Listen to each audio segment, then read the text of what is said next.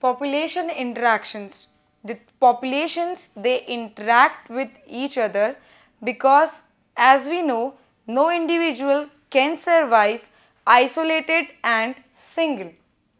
Various interactions which we will be studying are predation, competition, commensalism and mutualism. Predation. In predation, there is a predator which eats on prey, and this predator, it conduits for energy transfer across trophic levels. Even if you say that predators are only flesh eating animals, it's not true. A seed eating bird is also a predator and its prey is seed. You have seen when exotic species have been introduced, then they grow invasively because their natural predator is not present. Hence, you can see here the importance of predator.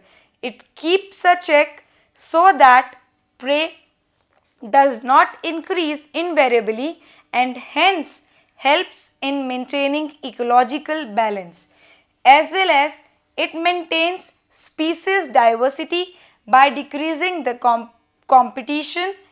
Prey also have certain defense mechanism in form of morphological or chemical defense system to keep a check on predator so that ecological balance is maintained.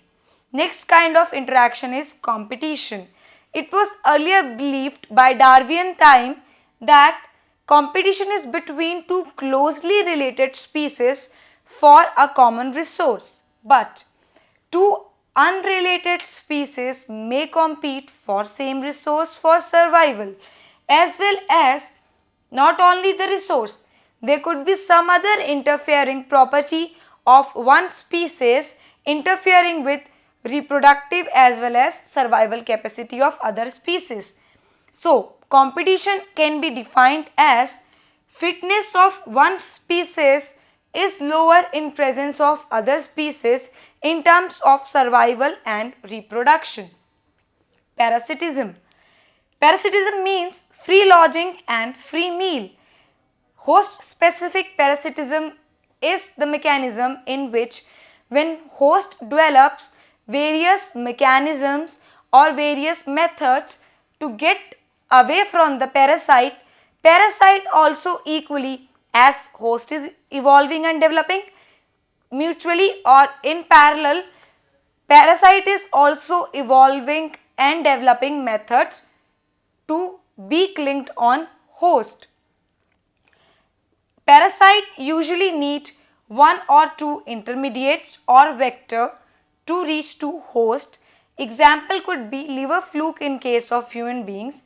It needs two intermediate, snail and fish, to get into the liver of the human being. Commensalism. In this interaction, one is benefited and other is neither benefited nor harmed. Example could be orchid growing as epiphyte on a mango branch.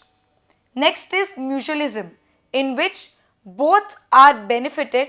You can see a classic example of fungi, mycorrhiza, in which fungi, when gets binded to the roots of plant, helps in nutrient fixation and absorption by the plant, whereas it gets carbohydrates from the plant in turn for its further growth. So these are the various population interactions. So in this chapter we have learnt what or how an organism is surviving and what constitutes population, how population grows, factors affecting this growth, and what are various population interactions.